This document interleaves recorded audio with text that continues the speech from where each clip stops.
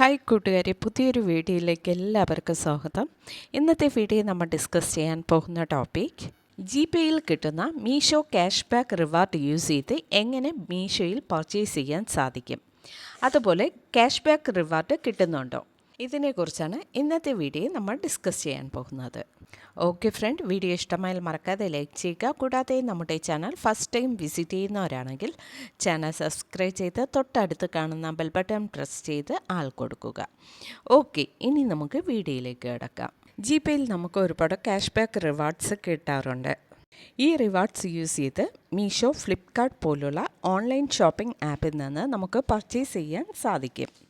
ഇന്ന് നമുക്ക് ഈ റിവാർഡ്സ് യൂസ് ചെയ്ത് മീഷോയിൽ എങ്ങനെ പർച്ചേസ് ചെയ്യാൻ സാധിക്കുമെന്ന് നോക്കാം. ഇതിനായി ഫസ്റ്റ് നമുക്ക് ജിപേ ഓപ്പൺ ചെയ്യാം. നെക്സ്റ്റ് റിവാർഡ്സ് ഓപ്ഷൻ ക്ലിക്ക് ചെയ്യാം. എനിക്ക് ജിപേയിൽ ഒരു മീഷോ ക്യാഷ് ബാക്ക് റിവാർഡ് കിട്ടിയിട്ടുണ്ട്. ഞാനത് സെലക്ട് ചെയ്യുന്നു. സെലക്ട് ചെയ്തതിന് ശേഷം താഴെ കാണുന്ന റെഡീം നൗ എന്ന ഓപ്ഷൻ ക്ലിക്ക് ചെയ്യുക. ഇപ്പോൾ എനിക്ക് മീഷോ ആപ്ലിക്കേഷൻ ഓപ്പൺ ആയിട്ടുണ്ട്.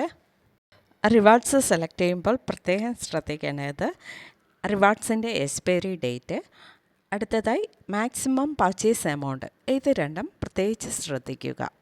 എനിക്കിവിടെ 150ക്ക് മുകളിൽ പർച്ചേസ് ചെയ്യാം എന്നാണ് കൊടുത്തിരിക്കുന്നത്.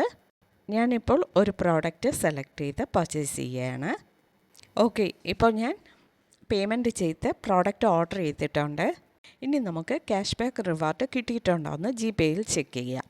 ഓക്കെ, നമുക്കിപ്പോൾ ക്യാഷ് ബാക്ക് റിവാർഡ് കിട്ടിയിട്ടുണ്ട്.